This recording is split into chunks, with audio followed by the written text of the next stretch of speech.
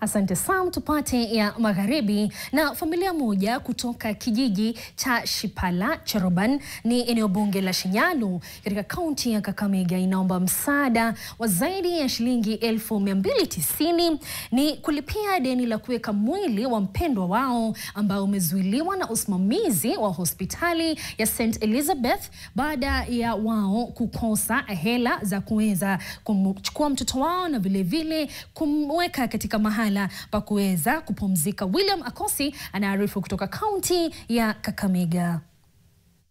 Kwa zaidi ya miezi 6 iliyopita, familia hii imekuwa ikifanya harambee ya kupata zaidi ya shilingi 290,000 ambazo zingetumika kutoa mwili wa mwenda zake kutoka katika hospitali ya Kimisheni ya Mukumu, ambapo mwenda zake amekuwa akilala pale kwa zaidi ya miezi 6 ili kufanyia maziko.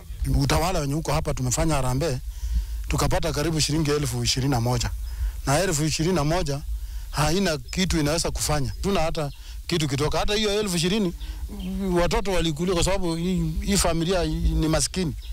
Haina chochote. Waliendelea kutoa 1,200 wakinunua chakula na ikaisha tena. Unajua sisi Waluya, mtu yako akiwa huko nje hata kama amekufia Uganda, huwa tunafanya juu na chini tuhakikishe tumeirudisha kwa boma. Ni huzuni, sidhani kama hii mwili wahisani wasipoingilia inaweza tolewa.